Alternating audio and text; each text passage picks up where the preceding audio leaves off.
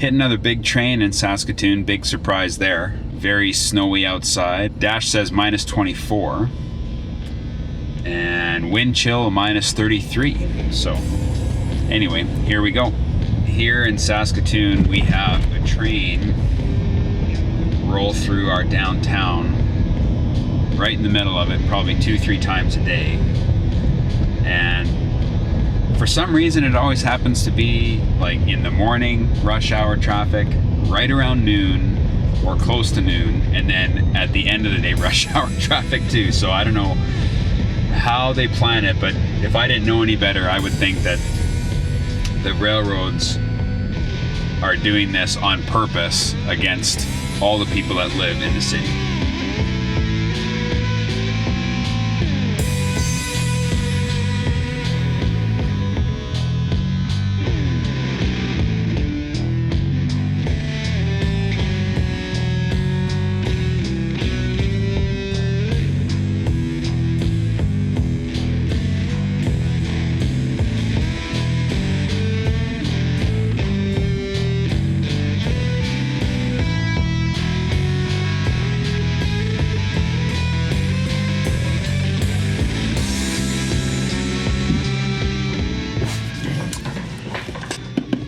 Got it. IK Multimedia, UNO Synth.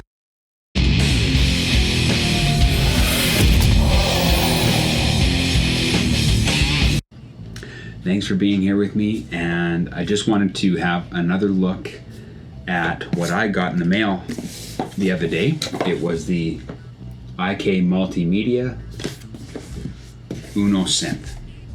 Okay, so what are we gonna do? Well, be honest with you, this is really kind of my first synthesizer, I guess you could say. I don't really know much about synth, so this is really just like an unboxing, this video, and then I'm going to do some more videos down the road about my experience using a synthesizer, my first one really. For a beginner like myself that's just getting into wanting to do a little bit more synth in my music, I thought that I didn't want to spend, over $1,000 or anything on my first synth until I kind of get used to what I want to use it for.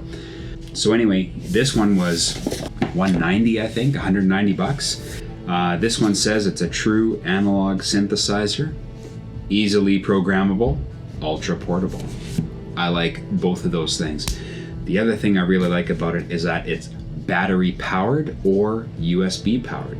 Okay, so you can power it off the USB bus on your computer, a lightning connector with a camera adapter on an iPad. You can power it off your smartphone if you connected it that way. Last but not least, the other thing is it comes with an app to unlock more functionality with the hardware synth. So you can actually get the application downloaded from IK Multimedia, and it's a VST that you can put into your DAW, and again, it unlocks a whole bunch of more potential and functionality with the hardware synth. And then of course you can program the different buttons, you can set presets and recall presets and save them in your DAW as presets. So anyway, I'm looking forward to getting into this. So this is a beginner's look at a synth, and just gonna unbox it, have a little look.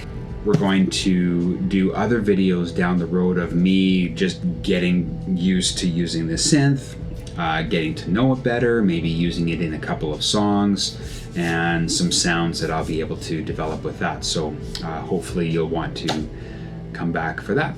So obviously, pretty tiny little package. I'll just get a guitar pick and undo that. This was inspected by number 5, just so you know. Neat little diagram there of the synth. Okay, I open this up and it's telling me, okay, all the stuff is in this little front flap here. Let's get all that out of here. Oh, it's really packed in there. USB cable. What else we got here? Let's get rid of that. Okay, we got the IK Multimedia package there.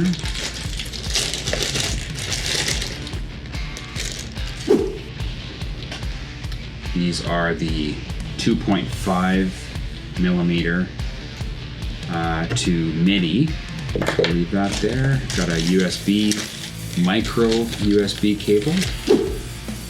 Okay, so we got that. In case you want to power it off of the bus. And here it is. Whoops. Okay.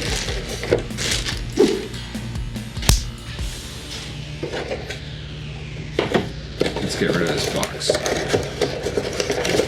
Get rid of that. Here it is. Instruction booklet. Okay. Let's leave that on the side just in case I need to refer to it. Sticker. Excellent.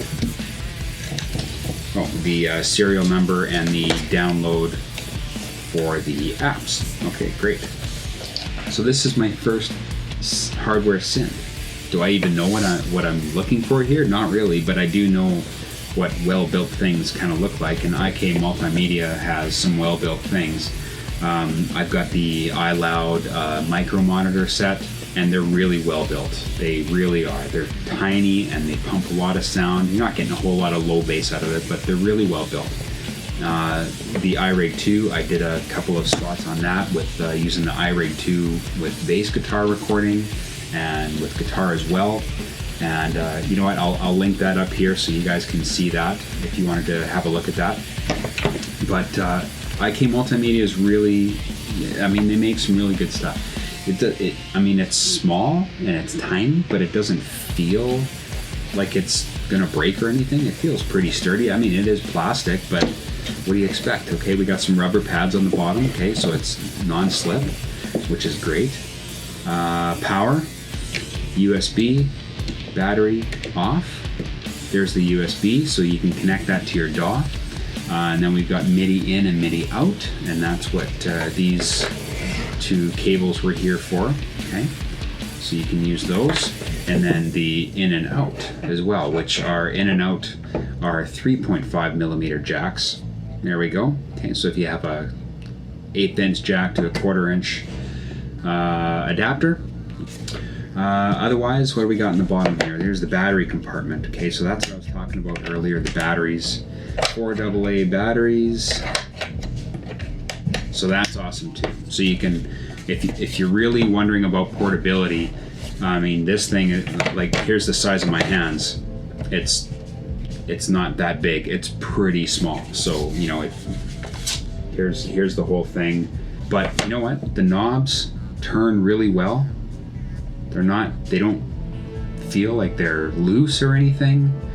They turn nicely. There's a nice resistance to it.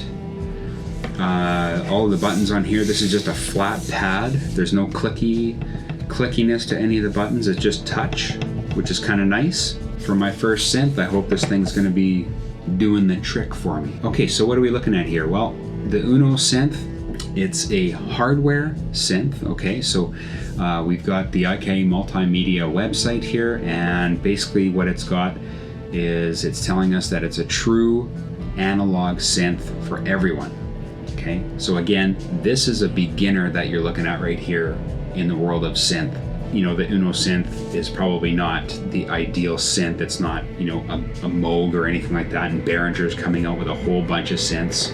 But it is an analog synth, and from what I've been reading, that's a really good sound that you'll be able to use. The app is going to unlock a whole bunch of different things for me to be able to get into. When you click on or touch one of these menus that you have these 4 knobs for, so if I want to adjust the filter, I would touch filter, and then this knob would be the mode, this would be the resonance, this is the drive, and then this is the envelope amount, or like a amp gain. So that's how you access this menu set, and then it's got these touch effects as well. So you can do a dive, you can scoop, it's got a vibrato, a wah effect, tremolo effect, and if you want to hit a note and then use one of these, you can hit the note, press the hold button and touch that, and then let go, and it'll keep pressing that note with that effect. So then you can start pushing other buttons as well. And then it's got the arpeggiator, and it's got a sequence step record as well. So you see the record button there right on the device itself. It doesn't have to be connected to a computer to do that. It can do it and save it in a preset right on the device itself. That's the UNO Synth from IK Multimedia. Thanks for being here and watching me unbox this thing. Now I'm gonna get to work and try getting some more videos out to you, showing you a beginner's way of getting through the learning curve associated with getting into a new synth. So thanks for being here, and keep making music.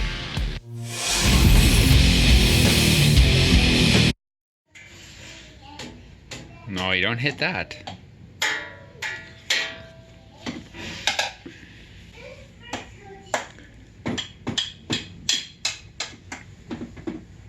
We only hit these. Okay? I'm gonna go down. You wanna go down? Yeah. Okay. Oh, Dad, it's falling. It's falling? Okay, well, we'll fix it. This morning. There you go. Rain. Okay.